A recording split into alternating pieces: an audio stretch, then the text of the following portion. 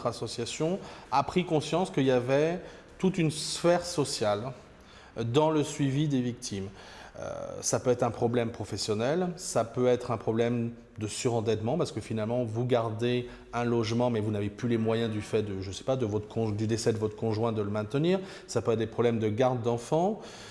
Et donc, on voit bien qu'il faut poser la question sociale au sens large. Et là, on est sur un champ d'investigation qui est nouveau. Tout est plus compliqué. Et pourtant, toutes ces personnes veulent reprendre la vie normale. On veut retourner au boulot, on veut revoir les collègues de travail. Mais on peut être dans l'incapacité d'être performant. Moi, au bout de 8 jours, je suis repartie travailler. Je n'étais pas du tout prête à travailler, mais mon mari a très bien vu que si je restais à la maison, je passerais mon temps à dormir. Entre le Prozac et l'Exomil, j'étais complètement dans les vapes. Alors j'étais contente parce qu'au moins je ne pensais pas, c'était bien, mais ce n'était pas une solution. J'ai eu la chance d'avoir un patron qui, dès le départ, m'a mise au travail à la maison. Ensuite, il m'a dit, dès que vous pouvez venir au bureau, vous viendrez au bureau. Je lui disais, oui, mais je ne peux pas marcher. Il m'a dit, mais c'est pas grave, vos collègues viendront vous chercher, vous ramèneront. Donc, j'allais travailler plusieurs heures par jour. Donc, ça aussi, ça m'a fait un bien énorme. Pendant des mois et des mois, j'étais complètement incapable de travailler. On m'a gardée, on m'a fait croire que je faisais des petites choses, que j'étais utile quand même, etc. Pendant 6 mois, voilà, j'ai végété et on m'a accompagnée. Et puis après, petit à petit, on m'a dit, bon, maintenant, il faudrait peut-être reprendre un petit peu d'activité.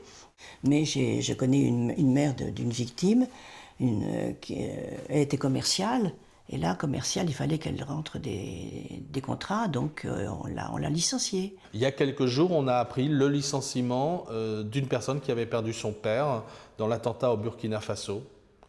Il a été absent 2 mois, il était en arrêt maladie pendant 2 mois, et il a été licencié parce que ses arrêts portaient atteinte au bon fonctionnement de l'entreprise. On peut être chef d'entreprise, on peut être commerçant. On a des commerçants qui ont été affectés, notamment le 13 novembre. C'est une nouvelle difficulté que l'on rencontre de personnes qui perdent leur emploi parce qu'elles ne sont pas en état de le prendre rapidement ou dans un délai raisonnable. Ça va nécessiter une réflexion.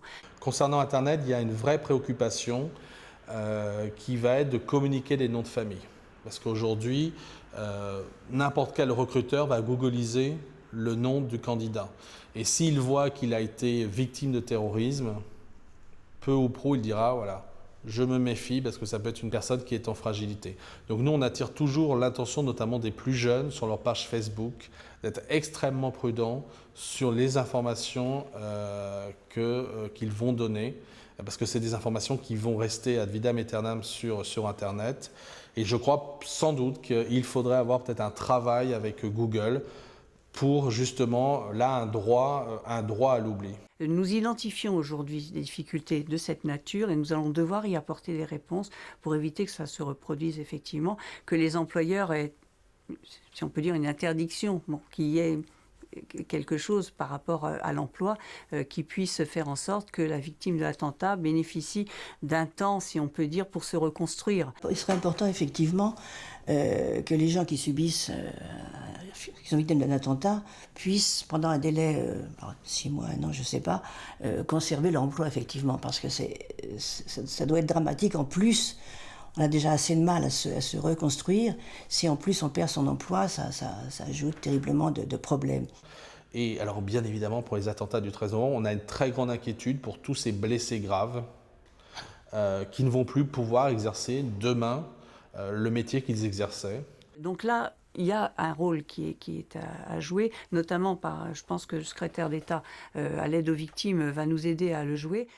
Et en particulier, j'inviterai prochainement le ministère de l'Emploi et de la Formation professionnelle pour répondre à la situation des victimes d'attentats terroristes qui sont blessées, handicapées à vie et qui ne peuvent plus exercer leur métier d'origine. Pour celles-ci, il faut des formations adaptées. On alerte les pouvoirs publics là-dessus, parce qu'il y a toujours quand même derrière tout ça cette idée que si la victime va dans un déclassement social, c'est une victoire pour nous posthume des terroristes. Il faut clairement avoir cette idée que si un enfant est entravé dans ses études parce qu'il a perdu son père, si une personne va tomber dans une précarité qu'elle soit financière, sociale ou même affective, c'est une victoire posthume des terroristes. Et il faut vraiment poser ça comme vraiment un devoir, un acte de résistance de s'occuper des victimes.